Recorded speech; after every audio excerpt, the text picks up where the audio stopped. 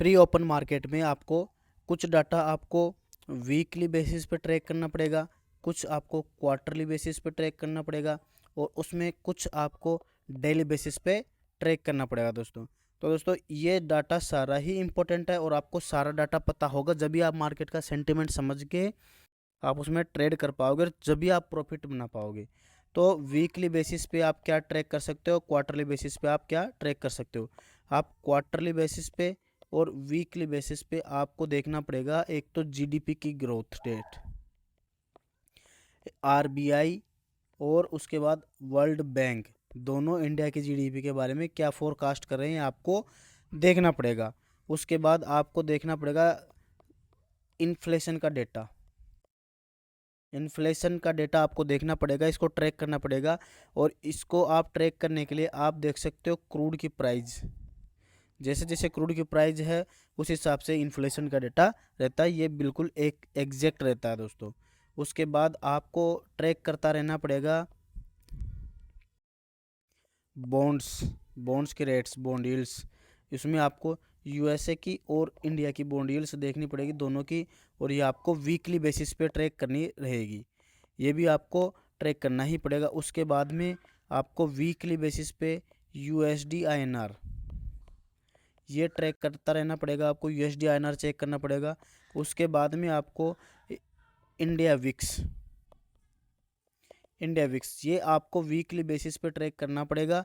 इनको ट्रैक करने से ही आप मार्केट का सेंटिमेंट समझ सकते हो। अगर इनको ट्रैक नहीं करते आप तो मार्केट का आपको सेंटिमेंट पता नहीं रहेगा, तो आपको ये भी पता नहीं रहेगा कि कब मार्केट 200 पॉइंट गिर के फिर अचानक ऊपर उठ के 400 500 600 पॉइंट ऊपर चला जाता है। तो ये सब कुछ आपको पता रहे, ये सब कुछ आपको अजीब सा नहीं लगे, इसलिए आपको ये डाटा पता होना ज़रूरी है, जिसमें पहला अपना जीडीपी, उसके बाद इन्फ्लेशन, बॉन्ड यील्ड्स और यूएसडी आईएनआर और इंडिया विक्स, ये डाटा आपको वीकली बेसिस पे पता होना ही चाहिए। मार्केट में हम डेली बेसिस पे भी कुछ हमको एनालिसिस करना है, तो उनमें क्या क्या है। सबसे पहले है आपको न्यूज़ ट्रैक करते रहना पड़ेगा कि जियोपॉलिटिकल इश्यूज़ क्या है, ग्लोबली मार्केट में कैसी कैसा न्यूज़ है, इंडियन मार्केट में कैसी न्यूज़ है, ये सारे के सारे न्यूज़ आपको ट्रैक करते रहना पड़ेगा। इसके लिए आप इकोनॉमिक टाइम्स और फाइनेंशियल एक्सप्रेस ये ऐसे अखबार पढ़ सकते हो। इसके अलावा और भी साइट्स जैसे मनी कंट्रोल है, investing.com है, इनसे आप न्यूज़ ट्रैक कर सकते हो। न्यूज़ के बेस से आपको प्रेजेंट डे का जो सेंटिमेंट है वो पता चलेगा दोस्तों। उसके बाद आपको ट्रैक करना पड़ेगा ग्लोबल मार्केट, ग्लोबल मार्केट आपको देखना ही पड़ेगा, उसमें इम्पोर्टेंट है यूएसए का मार्केट। यूएसए के जैसे आपको ये तो पता ही है कि यूएसए का मार्केट ही है, जैसा यूएसए का मार्केट करता है वैसे बाकी सारे मार्केट उसके फुटप्रिंट पे काम करते हैं। तो आपको यूएसए का मार्केट देखना पड़ेगा। यूएसए का मार्केट जिस हिसाब से मूवमेंट देता है, लगभग लगभग इंडियन मार्केट की वैसी ही मूवमेंट हो सकती है। इसका कोई फिक्स नहीं है कि मार्केट अगर यूएस मार्केट गिरा है तो इंडियन मार्केट भी गिरेगा। बस ये है कि अगर यूएस मार्केट का सेंटिमेंट नेगेटिव है तो इंडियन मार्केट का सेंटिमेंट भी नेगेटिव रह सकता है। अगर इन यूएसए मार्केट का सेंटिमेंट पॉजिटिव है तो इंडियन मार्केट का सेंटिमेंट भी पॉजिटिव रह सकता है। उसके बाद आपको ट्रैक करना पड़ेगा इसमें 3 नंबर पे इसका चार्ट। चार्ट पे आपको क्या देखना पड़ेगा, चार्ट में आपको टेक्निकल एनालिसिस देखना पड़ेगा, और टेक्निकल एनालिसिस में सबसे इम्पोर्टेंट है दोस्तों लेवल्स। लेवल्स मतलब सपोर्ट और रेजिस्टेंस। सपोर्ट और रेजिस्टेंस आपको मार्केट खुलने से पहले ही डिसाइड करने पड़ेंगे कि कौन सा लेवल सपोर्ट है, कौन सा लेवल रेजिस्टेंस है, कौन सा लेवल मेजर सपोर्ट है, कौन सा लेवल माइनर सपोर्ट है। और ये सब चीज़ें अगर आपको नहीं आती तो आप इस चैनल पे सपोर्ट रेजिस्टेंस का वीडियो वो देख सकते हो, वो मैंने अच्छे से डिस्क्राइब किया है। आपको ये कम पता होना चाहिए कि कौन सा लेवल इंपॉर्टेंट सपोर्ट है, कौन सा लेवल इंपॉर्टेंट रेजिस्टेंस है, मेजर माइनर कौन सा है, वो सब कुछ पता होना चाहिए दोस्तों। उसके बाद अगर मार्केट में कोई इसके कंपोनेंट की न्यूज़ चल रही हो, जैसे अगर मान लो मैं बैंक निफ्टी का एग्जांपल लूँ, तो बैंक निफ्टी के component HDFC bank, ICICI, SBI, Kotak, IndusInd, Axis, अगर इन बैंक में ऐसी कोई न्यूज़ चल रही हो तो उसको भी आपको ट्रैक करना पड़ेगा। इसके साथ साथ अगर इनमें किसी का डेटा आने वाला हो, किसी का रिजल्ट आने वाला हो, तो आपको इनको भी ट्रैक करता रहना पड़ेगा कि इसका डेटा कैसा आ रहा है, इसका रिजल्ट कैसा आ रहा है। अगर इनका डेटा पॉजिटिव आता है तो मार्केट पॉजिटिव भी होकर सकता है, इनका डेटा अगर नेगेटिव आता है तो मार्केट नेगेटिव भी होकर सकता है। तो ये भी आपको ध्यान में रखना पड़ेगा, आपको कैलेंडर में लिख के रखना पड़ेगा कि ये इस बैंक का डाटा कब आएगा, तो उस दिन आपको उसको ट्रैक करना पड़ेगा। दोस्तों लाइव मार्केट में जब प्राइज एक्शन काम ही नहीं करेगा, जिस दिन ये डाटा आएगा उस दिन प्राइज एक्शन काम नहीं करेगा और आप उस दिन बुरे फंस सकते हो। तो अगर डाटा नेगेटिव आ रहा है तो आप नेगेटिव ट्रेड लोगे तो अच्छा खासा पैसा बन सकता है। उसके बाद अब आपको इम्पोर्टेंट चीज़ ये है, जिस इंडेक्स में आप ट्रेड कर रहे हो उस इंडेक्स के आप कंपोनेंट तो ट्रैक करोगे ही, जिस इंडेक्स में ट्रेड कर रहे हो उस इंडेक्स का आपको पीसीआर डेटा भी देखना पड़ेगा। पीसीआर डेटा कहीं बुलिश है या बियरिश है या ओवरसोल्ड हो चुका है या फिर ओवरबॉट हो चुका है, ये सब कुछ आपको देखना ही पड़ेगा। अगर मान लो पीसीआर डेटा, चलो मार्केट का ओवरऑल सेंटिमेंट नेगेटिव हो और पीसीआर डेटा वहाँ पे किसी इंडेक्स का 0.6 या 0.5 हो गया हो, तो अब वो मार्केट वहाँ पे उस दिन साइडवेज ही रह सकता है। साइडवेज रहने की पॉसिबिलिटी ज़्यादा है क्योंकि उसका जो पीसीआर डेटा है वो ओवरसोल्ड हो चुका है। तो अगर आपको पीसीआर डेटा के बारे में क्लास चाहिए दोस्तों, तो हमारे चैनल पे है, आप वहाँ जाके देख सकते हो डेटा डिकोडिंग कोर्स में। पीसीआर डेटा ट्रैक करना पड़ेगा और फिर उसके बाद आपको जाके फाइनल प्लान बनाना पड़ेगा दोस्तों। और फाइनल प्लान क्या बना सकते हो आप सबसे पहले उस जो लेवल्स ड्रॉ किए हैं चार्ट पे, आप उन लेवल्स पे आप डिसाइड कर सकते हो कि मार्केट अगर इसके ऊपर जाएगा तो आप किसी लेवल का अगर सपोर्ट का ब्रेकआउट नीचे कर रहा है तो आप ट्रेड कहाँ पे लोगे, किसी रेजिस्टेंस का अगर ब्रेकआउट कर रहा है तो आपको ट्रेड कहाँ पे एंट्री करनी है, कैसे एंट्री करनी है, ये सब कुछ आपको पहले ही प्री प्लान करना पड़ेगा, प्री प्लान बनाना पड़ेगा। लाइव मार्केट में अगर आप प्लान बनाओगे तो फिर आप अजीबोगरीब प्लान बनाओगे।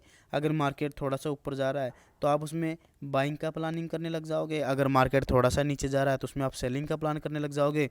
और ऐसे में दोनों तरफ आपके ऐसे हिट होंगे या दोनों तरफ आप किसी ट्रेड को लेके फंस जाओगे और उसमें फिर आपको एक बिग लॉस देखना पड़ेगा दोस्तों।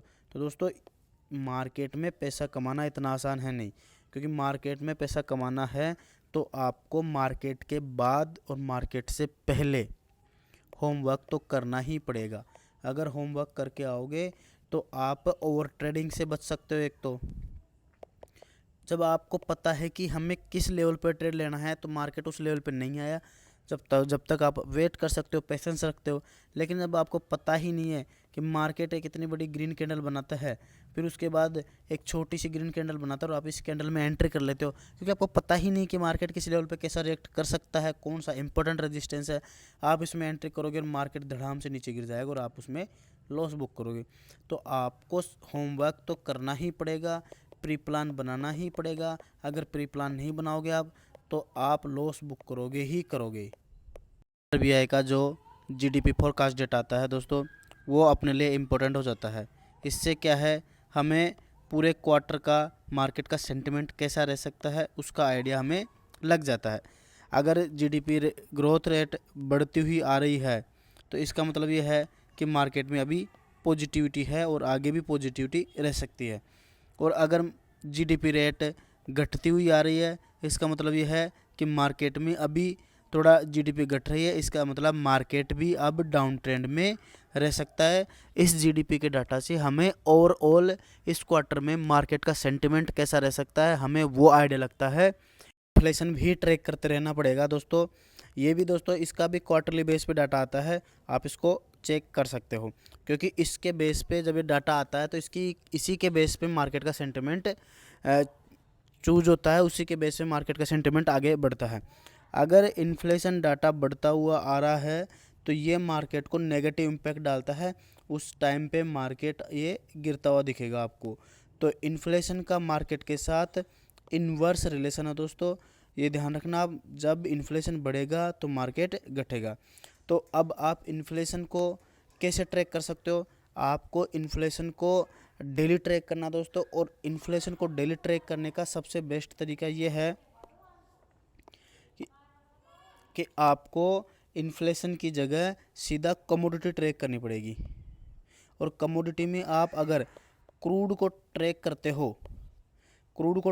हो तो ये सीधा सीधा इन्फ्लेशन का अर्थ बताता है दोस्तों। सीधा सीधा अगर क्रूड बढ़ रहा है तो इसका मतलब इन्फ्लेशन बढ़ रहा है, और इन्फ्लेशन बढ़ रहा है तो मार्केट गिरेगा। तो आपको डेली बेसिस पे क्रूड को ट्रैक करना ही पड़ेगा दोस्तों। डेली बेसिस पे क्रूड ट्रैक करोगे आप, इससे मार्केट का ओवरऑल सेंटिमेंट समझ में आएगा। तो आपको यूएसए के और इंडिया के दोनों के आपको बॉन्ड्स को ट्रैक करना पड़ेगा कि अभी बॉन्ड्स की रेट क्या चल रही है। यहाँ पे भी अगर बॉन्ड्स की रेट बढ़ रही है लगातार तो आपको ये मार्केट को नेगेटिव इम्पैक्ट करती है, और बॉन्ड्स की रेट बढ़ेगी तो मार्केट गिरेगा। यहाँ पे सीधा इन्वर्स रिलेशन है। यहाँ पे अगर बॉन्ड्स बढ़ेंगे तो मार्केट घटेगा। यूएसडी आईएनआर का भी मार्केट से इन्वर्स रिलेशन है। यूएसडी आईएनआर अगर बढ़ेंगे तो मार्केट घटेगा, इसका सीधा इन्वर्स रिलेशन है यहाँ पे भी मार्केट के साथ। तो आपको यूएसडी आईएनआर भी डेली बेसिस पे ट्रैक करना पड़ेगा। डेली बेसिस नहीं तो वीकली बेसिस तो आपको इसको देखना ही पड़ेगा।